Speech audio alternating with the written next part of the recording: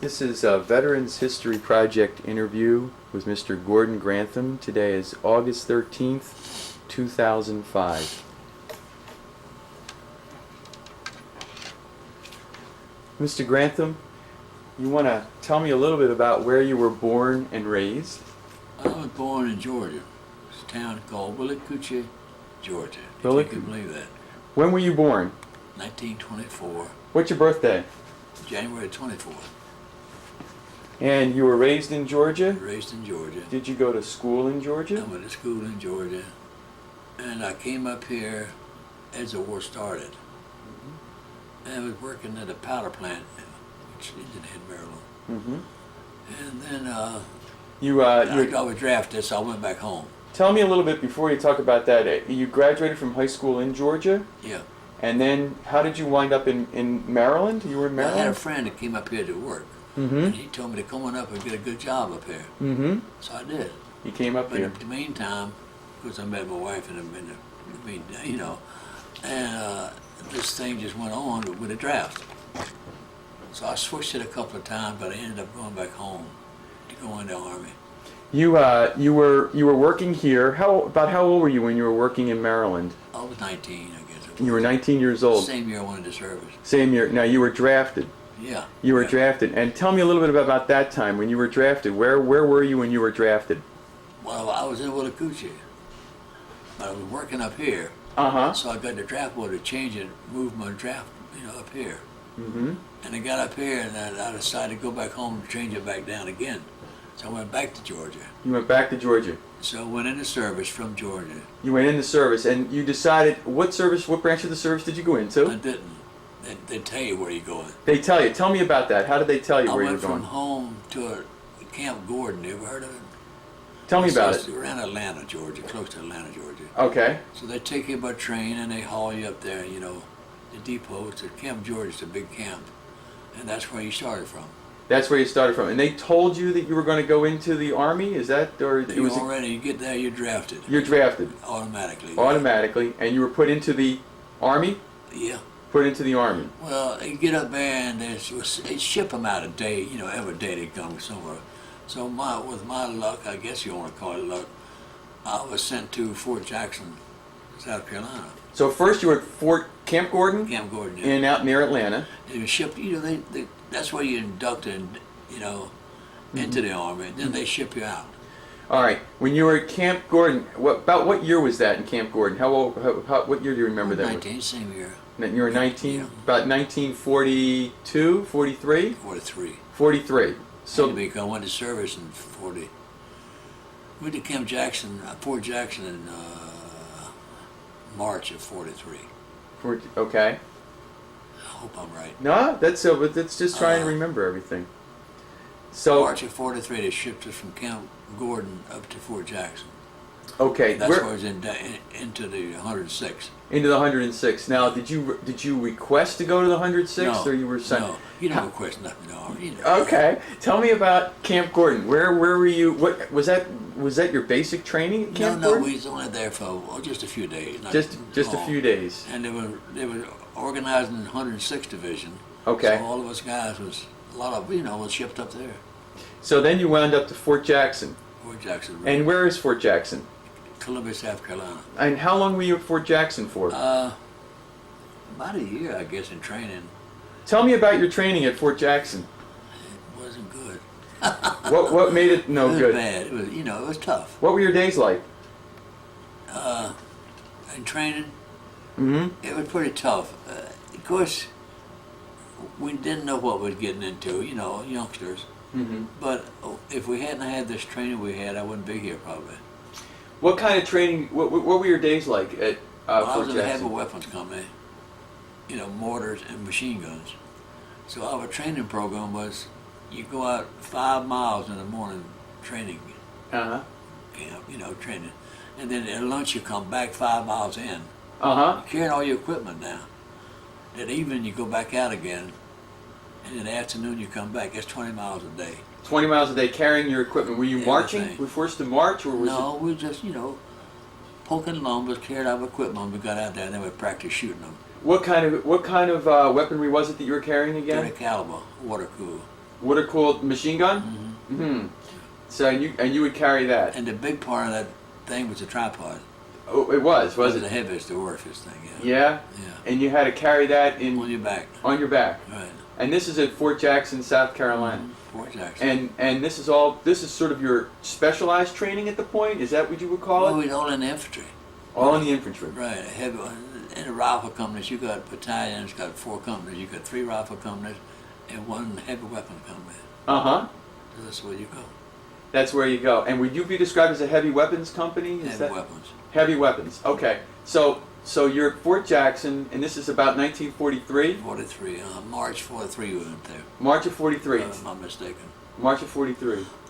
Yes, excuse me. Okay. And then what did you, and you were there, you think, for about a year at Fort Jackson? Close to a year ago, we went on Tennessee maneuvers from Fort Jackson. And that was March. No, it wasn't either. It was in the wintertime. It was cold.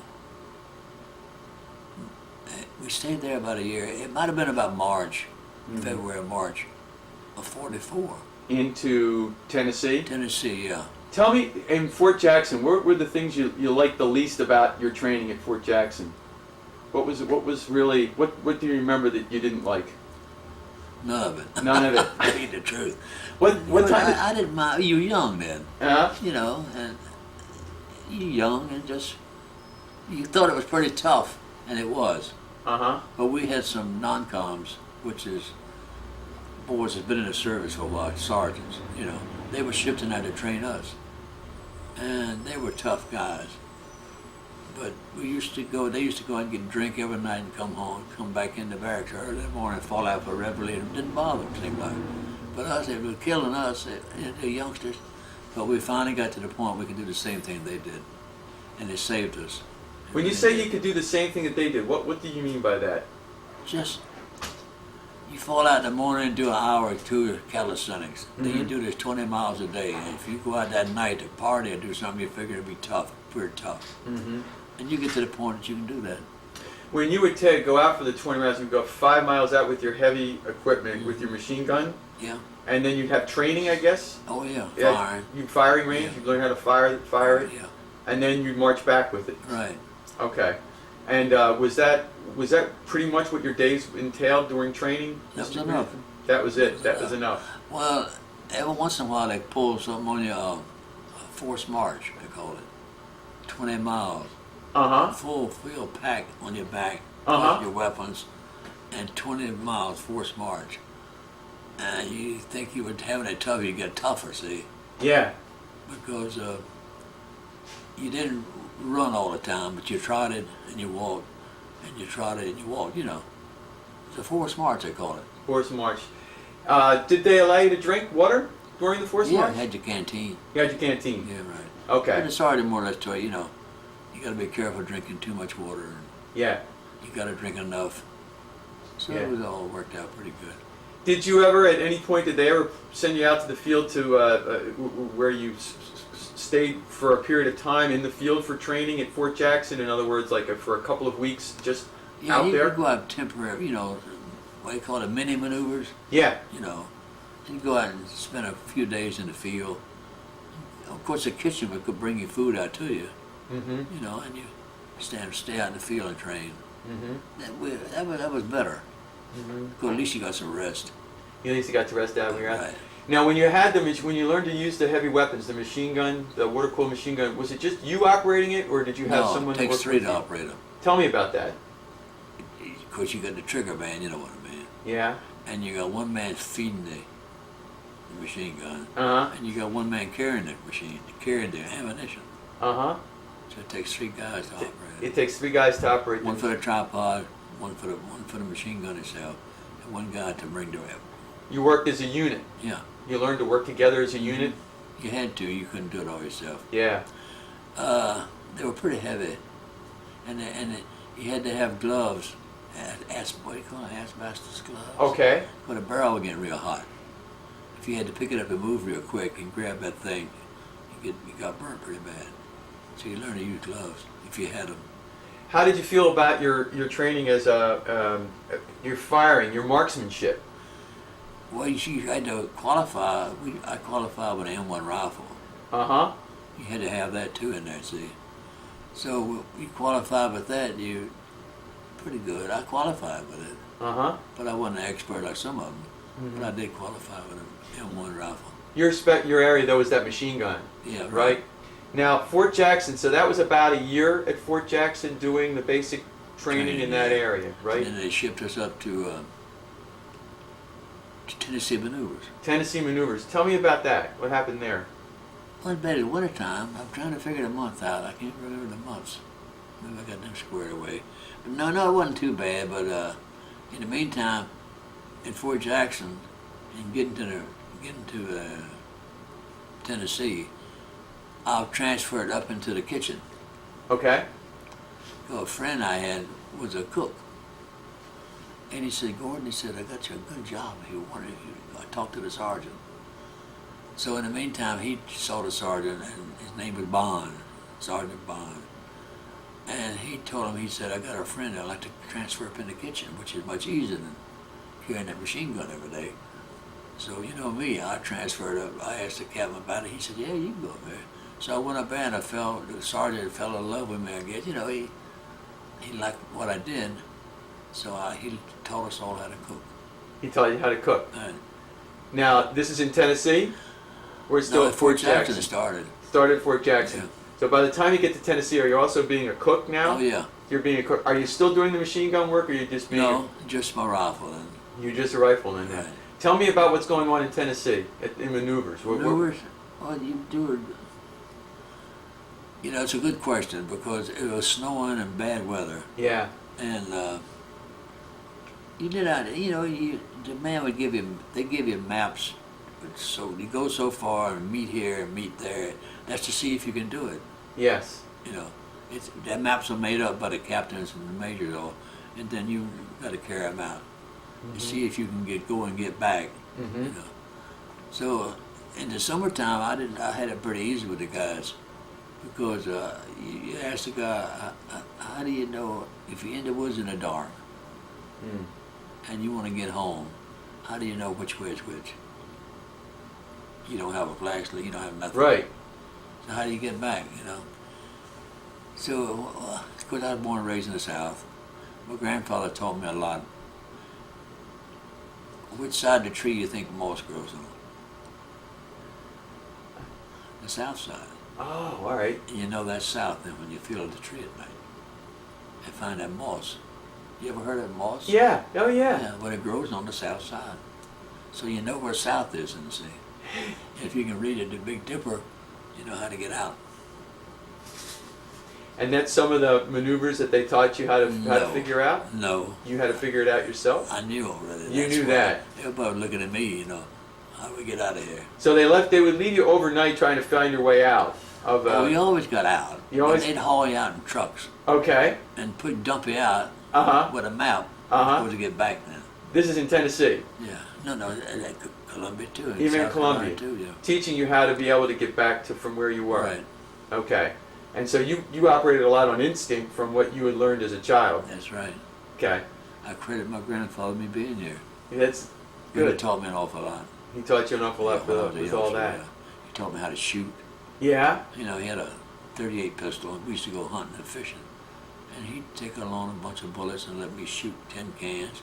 They taught me how to handle a gun, that's all. So you had that experience by the Yeah. time you got there. By the way, what was your rank at Fort Jackson? PFC, You were a PFC? yeah. Okay.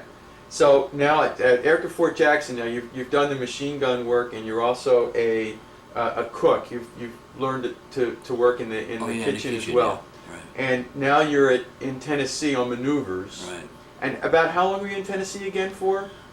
Winter time? Maybe a month. Maybe a month. Yeah, I'm not. And that's I field don't remember. maneuvers, right? Yeah, And- maneuvers, yeah. And that's more the same kind of thing, more Same kinda sophisticated. stuff. Okay. Were Getting you- ready to go overseas. We thought we was getting ready to go, you know, to Europe, which we did. Uh-huh. But they issued us khaki pants. We thought this was a come on. Uh-huh. You know what I mean? Okay. If anybody was interested where we were going, look at us with khaki. Issued khaki pants, you figure you're going south somewhere. Yes. And we ended up going to Europe and we're freezing 0 weather. Yeah, man. Tell me about, so now it's 1944. It's still the winter time Yeah. of 44. You're in Tennessee. It was, I think we went to Camp Atterbury then, Where's that? Indiana. Indiana. Yeah, Columbus, Indiana. What did you do there? Well, it was a staging point, I think, Okay. more or less, before you go overseas. Like a staging point. Are you still, when you're at Camp Atterbury, are you still now trained in the machine No, gun work cook. as well? You're No, cook. cooking, You're yeah. cooking now. Right. Okay. You're out of the machine gun business. That's right. Okay. Thank God. Yeah. So you're doing you're cooking at that Yeah, point. right. Okay. So now you're at Camp Atterbury in Indiana, and it's a staging point. How long were you there for? Oh, 2-3 months, I guess.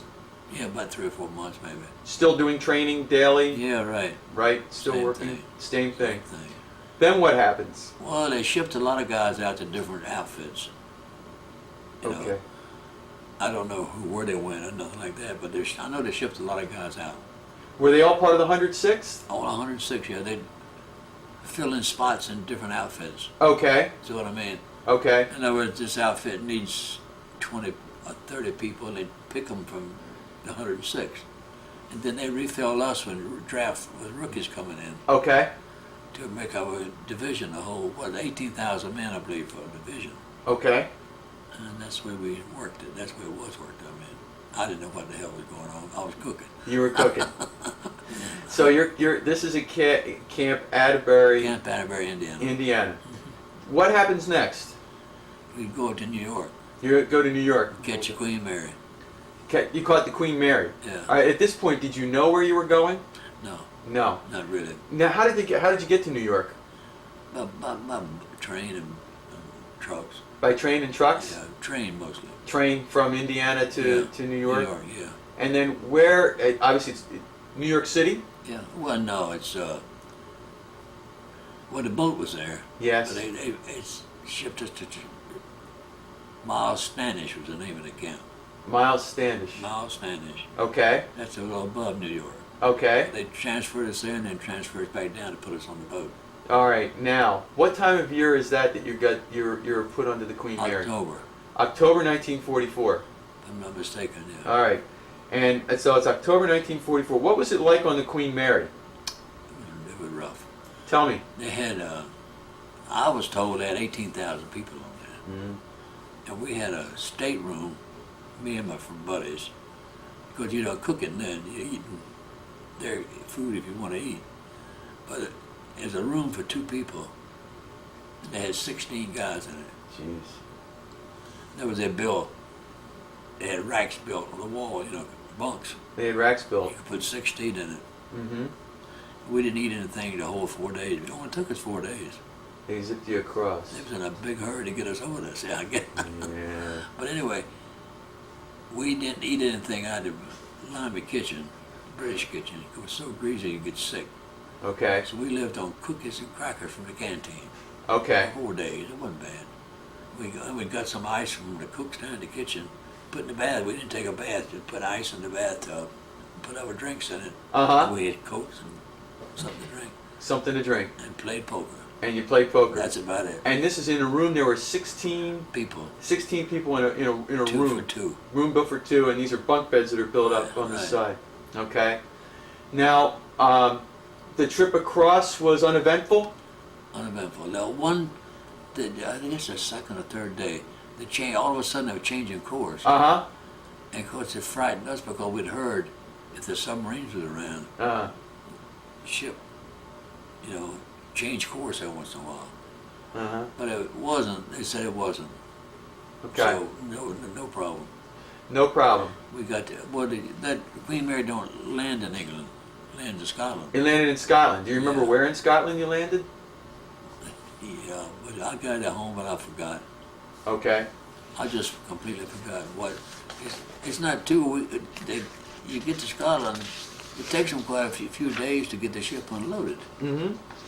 And once you got unloaded, you put you on the train and carried you down to Cheltenham, England. Mm-hmm. I don't know how I remember that, but I did.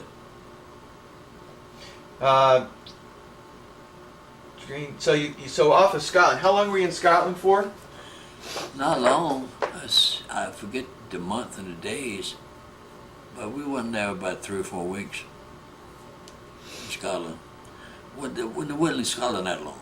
They got us off the boat in Scotland, then carried us down to Cheltenham, England. What did you stay in when you got off the boat in Scotland? Where did they quarter you? They had quarters there for us. You know, like 2 or 3 companies here, and they had a golf course. They rigged up, to hold the guys. But the train carried us, most of us, all down to Cheltenham, England, from Scotland. And we stayed there about 2 or 3 weeks, or 4 weeks, 3 or 4. And that's when they got on the boat and headed for England, headed for France. And where from Cheltenham, did you know where you were going at that point when you got off the train? Well, we figured we got, Germany. Yeah. Right there. You're not going to Africa then. Yeah, not going to Africa. That's by that point. Now, what time of year is this in 1944? What month? What month in 1944 was this again? When we got into Germany, How about? they took us over on landing crafts, but it was December. All right. So this The is. Battle of Belgium, December the 16th. Yes, sir. So so now you go to Scotland in like October. And they would stay down to Cheltenham maybe a month, Okay. 3 weeks, and then pile us into vehicles and carry us to the boat. Okay. The boats crank up and take us to. The strange thing about it, my father was in World War I, Yes. and he landed at Le Havre. Okay. That's where I landed at. Now, when you landed at Le Havre, so from Cheltenham, England, you're put on smaller boats, Smaller boats, yeah. and they take you. Landing crafts. It was really landing. Tell me about that. Well, it was kind of rough, but I mean, it was a little exciting. But you wouldn't know what you were heading into, at the time. This is December 1944. December, yeah. And when you describe it as landing craft, what was that like? What were you how? Oh, they carry what? I don't know, 30, 40 guys. Okay. And stuff. And they landed in Le Havre, and they went back to pick up more, transferring them. So you went across the English Channel in a landing craft. Right. In an open air landing craft Right. in December 1944. Yeah. Right. How cold was it? You mean when we were going over from England over to, I would say, like 30, 40 degrees at a time. So, and Le Havre, you get off the landing craft In Le Havre, yeah. in Le Havre, and what happens then? Load us up on trucks and haul us to Belgium. All right, how long a trip is that to Belgium? It was mostly at night, and I don't know, I don't remember, but it was a rough road. And the further we got in there, Sam, the colder it got. I still ain't been doing no cooking. You still haven't done any cooking. No, we haven't got settled down anywhere. You haven't settled down anywhere for anything. And they loaded you up into trucks. What's that experience like? How many guys are being loaded? Is it the whole division? What, in trucks? How many people are getting loaded into these trucks? What's All that of us, like? I don't know. You just got your own company and your own guys, All right. The rest of the guys, they're around. I mean, they're moving too. They're moving too. But you don't know anybody. You don't know anybody. No. It's just your own company that Right. you're with. What was the company that you were with, Mr. Grantham? Company M. Company M. It's a heavy weapons company. Still the heavy weapons. So you haven't gotten too far away from that machine gun. No, I'm still there. Uh-huh. Company M. All I know is carry my M1 then. I'm carrying. And you're moving across Belgium. You're moving across France and into Belgium. And is this during the day or at night? Night and day. Night and day. And do you remember about what time in December 1944 it was? It was maybe around we headed for St. Vith. We didn't know this at the time, Yeah. but that's where we was headed. Yeah. That's where the thing started at, the battle. So you're heading across there, and it's December 1944. Yeah, and it really got cold. It got cold. Describe it. I mean, what were you wearing? It was cold. What kind of clothes did you have We on? had ODs on at that time. Okay. Yeah, and overcoat. We stayed warm. Okay. But We didn't know at the time we was headed for St. Fifth either. But that's where we headed for, and that's where we went. That's where the whole shebang started. Yeah, the headed to St. Fifth. And how many days did it take you by truck to get to St. Fifth? A couple of days. All right, so you get to St. Fifth, and what's the weather like? It's snowing and it's cold. Snowing and cold. How cold is it? I would say while we were there, only a week before this thing had started, it went down in near zero. Where did you stay when you got to St. Fifth? Where In the woods. You're staying in the woods. It's like an obvious question. What did you have? Where were you in? Did you have a tent? Did you have a? You had your little tent, yeah, for two people. Okay. You know, you just pitch your tents together. Okay. And two of you together. Had you experienced cold like that before? No. No. What about the what was the general feeling among the guys? You know, Trying to stay warm. just trying to stay warm. You should take and put your, you know, I know you heard talk of the meals we had, those canned meals. Yeah. You know what I mean? Yes. So the way you heat them is put them on the motor of the truck. Oh yeah. It was freezing, you know. Put it on the motor of a tank or a truck, and let it sit there for a few minutes. It warms up. You open it up and eat. That's your dinner.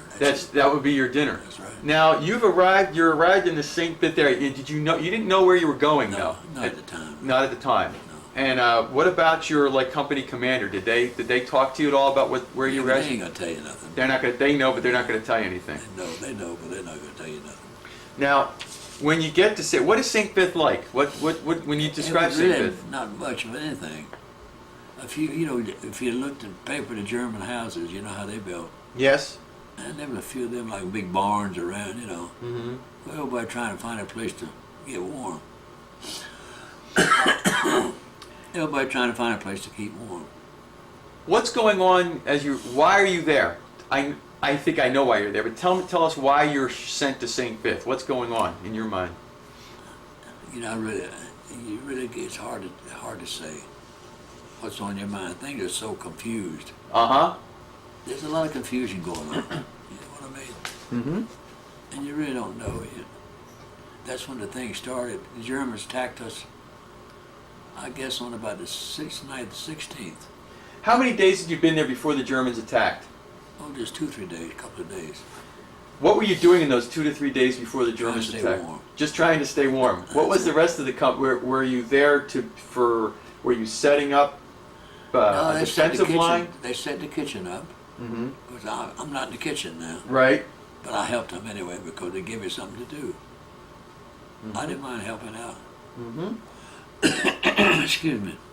Where were you when the Germans attacked? Describe that. What was happening? I was asleep. What time of day was it? Oh, nighttime. It was nighttime. Oh yeah. How did this all come about? Tanks come rolling down the road. Now tell me, before the tanks come rolling down the road, where had you been aware that the Germans the line was fairly close to you? They told us, you know. You know. You hear them coming. You heard them coming. Yeah. Even and then artillery fire. You knew you were close by. To artillery fire, was it their artillery fire or yours? And theirs, you know. Yeah. Yeah. All right. Now you know that they're coming. Yeah. And what was your first reaction? Tell me about waking up or what you woke. You awoke. Well, you're already awake. You're just trying to stay warm. You're just trying to stay warm. Right. Yeah. But then you fall out and you get in your company, you know, your squads. You got a squad. Mm-hmm. And then, but they took us out of the kitchen, of course. Mm-hmm. Take your rifle and you go into battle. You're going into battle. Describe that for me. What's happening now? You hear the tanks that are coming. What's going on in your mind? What are they ordering you to do? They would do it like tonight, and it seemed like they would back off.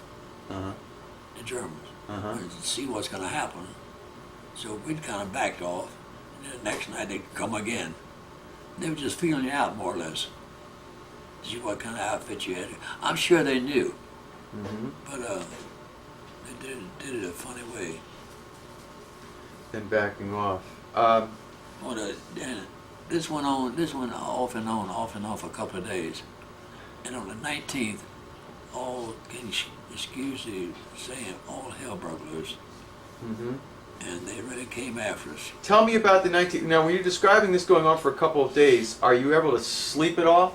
Very little. Very little. What are you doing during those couple of days? Where are you?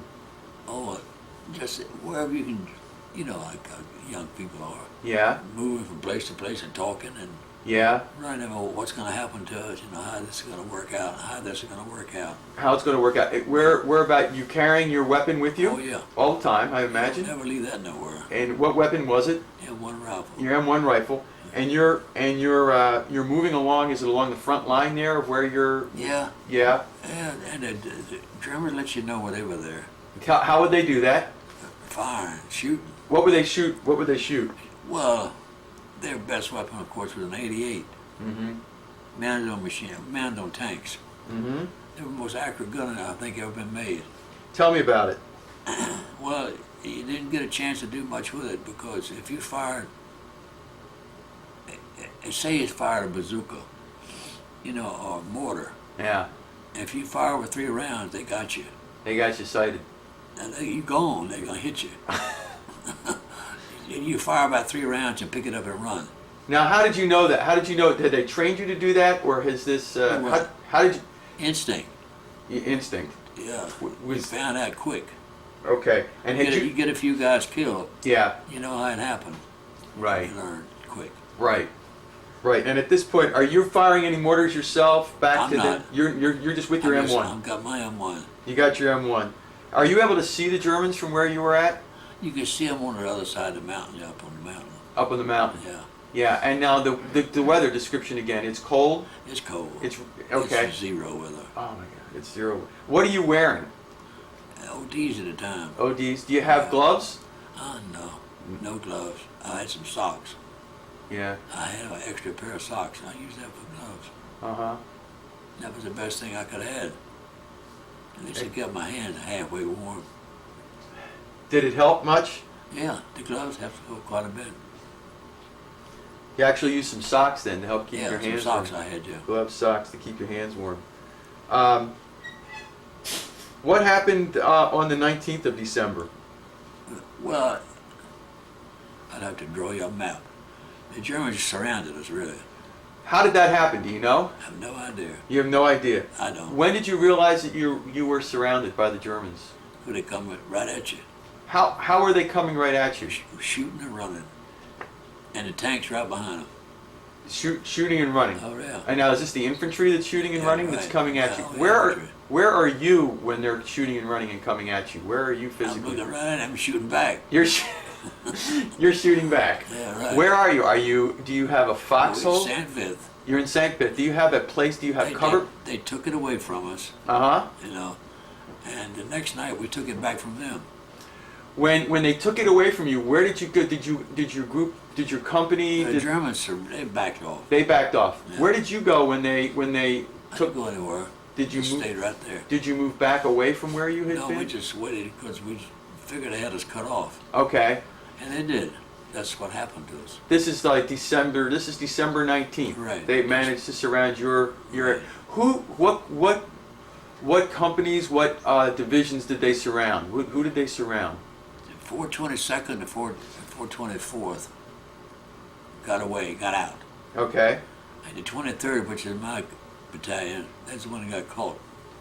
423rd Battalion. Well, what happened to a lot of it, we ran out of ammunition. That didn't help at all. Yeah. And the weather was so bad they couldn't drop nothing. Airplanes couldn't drop nothing. When you describe the Germans as coming back and forth, when they're coming at your guys, you also backed off. Oh, yeah. Let's describe that process to me of backing off. What do? You physically pick up your stuff and go? You pick up everything, move back. Move back. Yeah. Now, are they firing at you at this time? Yeah. Now, how are you managing to keep out of the line? Do the best you can. You do the best you can, right? You do the best you can. That's right. Now, what are they firing at you? Are they? Like our M1s mostly. Their versions. And they had a Tommy gun they use a lot. Mm-hmm. What we call a Tommy gun. Mm-hmm. They call it they call it a burp gun. That's what it was. Oh, You ever heard of that? I've heard of that Burp because gun. of the sound it would make. I would go. That's 16 Yeah. bullets that fast. Yeah. And that's why they were firing back at us. Yeah. What did you do? So you dropped back, and then you would come back. Right. Okay. The battalion would come back up to the front. Right. All right. So now, are you firing your weapon, Mr. Grantham? Yeah, you got to get organized again once you back up. Once you back up, You're scattered everywhere, and then you got to get together and get organized again. is it giving you any time? Is the pressure constant from the Germans at this point? No, they back up. They back up. Yeah. There's time off, and then you're sort of. I don't think they knew they had a green outfit. You know, all of us just completely rookies. I heard. Okay. And I don't think they realized at the time. Uh-huh. But I think afterwards, a couple of days, they realized they were up against a bunch of rookies and they could take them. And they did. They took us. The other two companies backed off. The two battalions backed off and got away. Do you know how it is that the other two, the 22nd and the 24th, managed to back away, but you didn't? Well, they had us on a long front. Yeah. In other words, we was trying to cover a 25 miles front Yeah. with one division. Wow. And usually, that whole outfit there, 5 miles is one division, Not 20. not 25 miles. But we trying to cover 25, and the action is supposed to just cover 5. Yeah. That makes a difference. And the Germans knew this, I think. They're coming through, and your battalion is caught. Describe what you're seeing as the Germans are coming across. You haven't got a whole lot of time to look. All right. You're shooting and running. You're shooting and running. Where are you when you're running? Does that mean you're retreating? Yeah. Or trying to You retreat? get behind a tree or get in a foxhole. You know, that's the best. You get in a foxhole.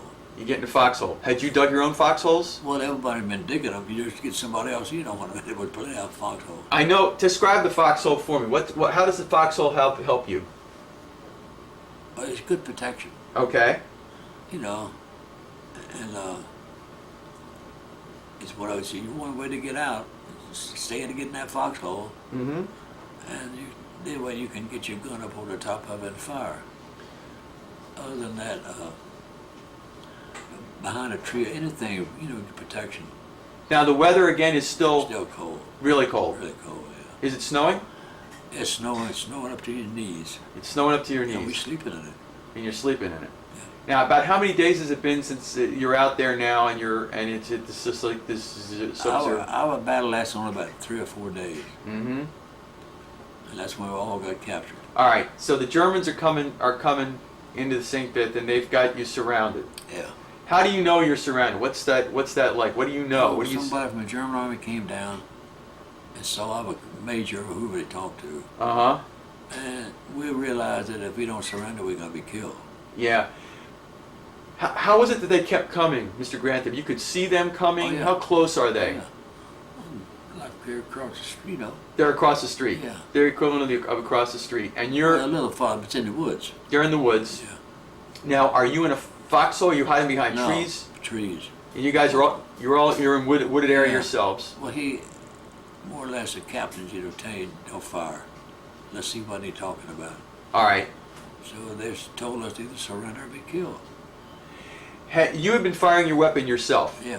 Describe that to me. What was that like from firing your weapon? Do you just? It's not good to talk about it. Okay. Okay. It's hard. Yeah. Okay. It is for me. I've never talked about it this way before. Okay. Not really. You don't have to talk about that. And, yeah, you've seen your buddies get killed, you know, and you shooting back and killing people that did nothing to you. Yeah. Really, that makes it pretty hard. When you're killing people that have done nothing to you at all, Yes, sir. and that makes a difference. To me, it does. If I did shoot back, I had no choice. Either shoot back or be killed yourself. So I was lucky to get away, get out of it. But when they captured us, they pushed us up against a brick wall. A brick wall in Germany had a lot of brick hedges. Like, Okay. and I thought that was it. Why? I just had an idea. You figured that was it for you? For all of us. Yeah. But we didn't throw our weapons away. Tore them up. We didn't throw them away. You did yourselves? Oh, yeah. You destroyed your weapons. Just the weapons. Destroy them, man. Did your captain turn around and tell you that you were going to surrender? Yeah. How did he tell you that you were going to He surrender? came right down the line and told you, destroy your weapons. Destroy your weapons? We have no choice. We're out of ammunition, we're out of food, Yeah. we're out of everything. Okay. So we had no choice. Okay. So this is all of the 423rd Battalion. Right. You're all caught. About how many of you were captured? Oh, God. I'm sure some got away. Uh-huh. You know what I mean? Uh-huh. Went with the 424th, caught them. Uh-huh. But I don't know how many got captured. It was a lot. Okay. Because in one company, it's 180 men. Okay. And there's 4 companies to a battalion. So you figure, you know, a lot of people. There are a lot of people. Yeah. Now when the Germans capture, I have a question for you. I know you've told me you have 2 Purple Hearts. Yeah. Do you want to talk about them? Did that happen at this battle? Yeah. Can you tell me about that? You don't know. I looked down. Right. But want to hold your microphone back there? I was bleeding. You were bleeding? Yeah. Mm-hmm. On my leg. I didn't feel it. Uh-huh. And after it was captured, Mm-hmm. they were beginning to hurt me. So the Germans called this guy down. He said he was a doctor, you know, a German doctor in a field. And he looked at it, and he plugged at it. He said, there's nothing in there. So he wrapped it with, I don't know much, they were straight, I don't know. Mm-hmm. He wrapped it in paper bandages. That's all he had. Mm. And we went on the road then, walking. Do you remember what day you were captured? What was the day? 26th, I guess, of December. 26th. 26th or 27th. 26th December, and this was in St. Vith, right? Well, right around St. Vith. Near, I'm not going to say it right in St. Vith, but it's in the neighborhood. yeah. Yeah. So you're captured now. Right. All right, and that process. What was that feeling like as the Germans approached you? What was that all like? Well, you got to be honest. You're pretty scared. Yeah. You figure you're going to get blown away. Yeah. It's not a good feeling. Yeah. Really. Yeah. You know somebody coming after you with a Gatling gun, and you ain't got nothing to fight with. Then you don't throw your weapon up. You ain't got nothing to go with. You see. By the way, how do you destroy your weapons when you destroy your? They take the bolt out, throw it away. Got it. So they're coming. Oh, you could wrap it around a tree, either one, you know. Yeah. But I saw a guy get killed that way. Did you really? So I didn't ever wrap mine. He had evidently forgot he had a bullet in the chamber. Yeah. He went to wrap it around a tree, and it fired. Went right into his gut and killed him. And he was in the 2nd platoon in my company. The Germans come and all of you are forced to surrender. Right. And they march you where? What happens next? Oh, they marched us, I guess, 5 or 10 miles down the road and put us in a field, you know, with guards. We still ain't got nothing to eat, you know, nothing. You don't get nothing to eat. So, then the next day or two, we kept walking. They put us on a train. When you say you kept walking, where were they marching to? Do you remember? Or I don't do you remember. Do you remember how far you marched? Oh no. Well, not too far, because they'd give us a break and we'd stop and rest. And I would say for 10 or 15 miles a day. How many days did you do this? A couple of days. They put us on a train, and that was another experience. Now, before you get on that train, it's still really, really cold out. Yeah, it's cold. Believe me, it's cold. It's snowing. It's snowing, it's cold. And you have nothing to eat. Nothing to eat. Did they give you anything? Well, no, the Germans, Yeah. they didn't have nothing themselves. I They don't think. didn't have anything themselves. They didn't have anything themselves. Did you have any water? No snow. That's what. Yeah. Okay. I didn't drink any water the whole time I was in prison camp. Really? 5 months over 6 months. Just eat snow. Just snow. I was scared to drink the water Yeah. because I didn't know what's coming to it. It could kill us all, like poison us. I don't know. You get scared. And anybody said they're not scared is lying. Because you're scared, Yeah. you know. Yeah. It Yeah. makes you just, it just comes to you. You're scared at a point, then you revive and start up again. Then you see somebody get killed or something happens, you know, then you, what the hell are we doing? You're marching for a couple of days, and then they get you onto a train. Get us on a train. What's the train like? Oh, it's one of, you've seen pictures of the cattle cars Yeah. that they had. They'd put us in there, 50, 100 guys in a little car like that. So we would ride along with the train, and all of a sudden we'd be attacked by airplanes. Obvious question, whose airplanes? British. British airplanes? Okay. Spitfires. But they didn't know it was us in there. Yeah. They had a machine gun mounted at the end of the train. So they thought it was an ammunition train or something. Yeah. So what we did, they made us 2 strafes through shooting. 23 was killed in my car. We all broke the doors down and got out. And then they seen us who we were, then they tipped their wings and took off. But they killed, I don't know how many they killed, but it was 20-something in my car got killed. Just in your car alone? Yeah. And what did you do to help yourself at that? Did you? We got out. You got out? Got out. Standing around outside, we didn't know which way to go. We didn't know which way to go. You didn't know which way to go? No. So we just stood around, and Germans, they run.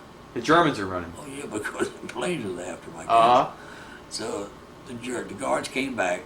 Some was old home guard, which was our luck for us. The older men. They were the older guys. Yeah, the Germans. The German guys. That's who they had a guard. They were head guarding you. Yeah. Okay. So they come back and got us and put us on a train, and we went for another half a day or so. We got out and then we walked for a while. That's where we walked all over Europe. We rode the train and walked all over. So where were you as this train? Is this train heading to Germany? Back to Germany? It's in Germany. You're in Germany at this Yeah. point. You're in Germany. Oh yeah. You're in Germany. I ended up in Stalag 4B. That was the name of my camp. Uh-huh. And they would go, they'd run us all into these showers. I said, well, Lord, I guess this is it. We'd heard about them. Put them in a shower and pour some Yeah. gas. Yeah.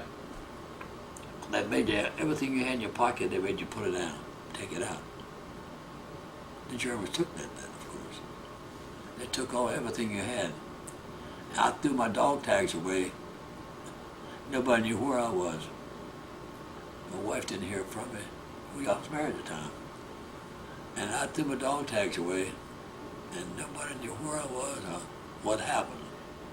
Before you get to Stalag 4B, you're on that train, the cattle car, you're attacked by Spitfires, you got out of the train. Everybody's sort of running for their lives at this point. Right. The Germans, what happens after you're off of the train? The Germans, hold tight. So what happens when you're on the, you're outside the train, then what happens? The Germans, they come back and rounded us up, got us back on the train again. And we kept going. That's where I ended up. I kept going until I ended up in Stalag 4B. And how many days did it take for you to get to this Stalag 4B? You know, I really don't remember. Probably 3 or 4 days. And was it on stopping and going? Stopping and going? Yeah, right. And I know you said you get on a train. Was it on the same train, or did they get you off and march you to different they take trains? you off and march you. And then some other train or engine would come by with some cars and they pick you up. It's kind of hard to remember just like. Oh yeah. And this is about, do you know if it's now January? Is it January of 1945? Yeah. Mm-hmm. Now, Stalag 4B, January of 1945. Describe that. What's that all about? I should have brought I got a picture of it. I should have brought it. A guy, a Belgian guy, it was a big camp I was in. He drew this camp mark for mark with a pencil. Mm-hmm. And it's an exact copy of it. Oh, I'll get you a copy and give it to you. Okay, I'd like that. You'd be surprised how perfect it is. And that's where they had everything. They're Russians, English, Americans. They had everybody there was from some different countries, seemed like. But the one thing that helped me, I became friends with a Scotchman. Okay. With a big handlebar mustache. And he took a liking to me for some reason. He said, Gordon, if you want to live through this, you got to walk. You know. I said, yeah, Jock, what do you mean walk? He said, you got to walk around this camp. And there's supposed to have been 2.5 miles or so around the camp, all the way around. So he made me do that morning and night. Take that walk. as you're walking, this camp, what are your barracks like? What do they have for you? Oh God, did you ever see the barracks they had? I have an idea. I want you to tell me. You want to go down to downtown. What's the name of it? Yeah. You know what I'm talking about? Yeah, I know what you're talking Down about. 14th Street. Yeah. At the Holocaust Museum? Holocaust, yeah. Yeah. You see the barracks, and then you see the beds. Yeah. Just wooden boards put Wooden together. boards. A board on each side. But, Describe the camp. How many people are in the barrack, my barrack. in the hut? Yeah. Oh God, it probably had a couple of hundred. In the barrack itself. Yeah, Where did you sleep? They had those bunks. Yeah. 2 or 3 high. Yeah. You know. And a lot of people were bad. They couldn't even get out of bed. You seen what was happening. Mm-hmm. Starving to death, of course. What are they feeding you? Nothing. How are you surviving? Hey, you're not. They every great once in a while you get a loaf of bread thrown to you, so you know what I mean. Yes, sir. Another thing we did that you ain't gonna believe. I don't expect anybody to believe it. The Germans had big cats. Yeah. You know what I mean. House cats. Yeah. Well, everyone that come into that yard was gone. We ate him. And it was good food. They couldn't figure what happened to the cats. I said, well, we eat them, we survived on them, you know. It's amazing what you'll do. Did they have any kind of heat in the barracks? No, except you had a big earth thing in the middle of the barracks. Mm-hmm. And they take you out, so many that go on a campaign like out to get wood Yeah. or coal to keep, build your fire and keep your hut warm. That's the way we operated. That's why I used to get away so much.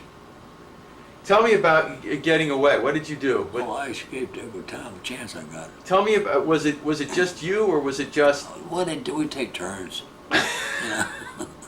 What? I couldn't get away. What were the guards like in the place? Did they treat you with... They're dumb for some reason. They could count. They really are. Yeah. I know they're smart people. Yeah. You know, they are. Yeah. But the way we could finagle them, it don't sound like they're very smart. But we take turns getting away. Why were you taking turns getting away? What was that all Get out about? and try to get me a good meal. You really wanted Give me to go something to eat. You wanted to go out and eat We were too far in the Germany to get a surrender, to get away. to get away. I was just below Berlin. Oh, that Just a long ways. you were back that to far Belgium. in, huh? Yeah, that far in. So we'd go out on a campaign to pick up wood. Uh-huh. You know what I mean. Yes, sir. So the hut commander would pick like 15 or 20 of us out of this hut to go. Oh, they gonna have a big crowd going now. That's gonna tell you how dumb they are. They get you up to the gate to go out. Uh-huh. And they'd count you. So we had it all planned. You get out there, you get those bundles of wood. You get 2 or 3 bundles of wood for extra people. Well, while you're out there, 3 or 4 people gotta get away, take off. It's easy to take off. So they would let you go out to get wood. Wood. They would let the guards would let you Yeah. go out to get more right. firewood. And But, I'm trying to tell you how they count yeah, before you went out. yeah. Well, one, we were out, 3 or 4 would take off. Well, when we got back, they'd count us. They had us all, you know what I mean. Yeah. We'd mix it around. So we'd get inside, these guys inside would mingle with us, and they'd take the extra bundles of wood. Yeah. And then they'd count again. So they had the people. They was okay. You know, you could do it all day with them. What would you do? What would you do with the? You go out and just get wood at times. Wood and coal if you could find it. And then how would you come back to the camp? You'd let yourselves get captured? You walk. No, you walk. You just walk The back to old the... guards had us. The Germans, the old home guard, they had us. They were pretty nice to me. If he had a piece of bread, he'd split it with you. Oh. Which I admired him for. Yeah. The older men, the older people. If you asked him for bread, he'd feel in his knapsack. If he had a piece, he'd break it in two and give you half of it. They knew you would just walk back to the camp, walk back to the gates. Yeah, they walked us back to the gate. They'd walk you back to the gate, and then you would go. Was there any penalty for that? Would they do anything to hurt you or to be on? They was all happy. Everybody was there. Yeah. 4 or 5 had done escape, but they had them all. They were okay. You were 4 back. or 5 there had gathered and got in a group. So they had as many people as they had when they went out. And they'd only count in 5s. Yeah. That's all they count, 5s. When you did, how many times did you do this, Mr. Grantham? Oh God, every chance I got. Yeah. 4 or 5 times at least. And what were some of the highlights of your adventures out of the? I milked a cow one night. You milked a cow. Yeah, got some warm milk. That must have And been then good. some of the old people, they were scared to help you too much. Mm-hmm.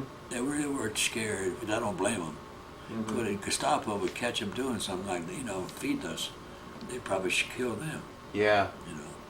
So, When you're doing these escapes, is this January, February 1945, March? Yeah. Yeah. In the dead of winter. In the dead of winter. How cold is it? It's just 0 weather all the time. The, Seemed like. the whole time. Yeah. And inside that barracks, same thing. Same thing, except you bundle up and sleep together if you had to. Try to stay warm. Do you care to talk about, did you lose some guys that were in the prison camp with you? Yeah. Yeah? Quite a few. Quite a few.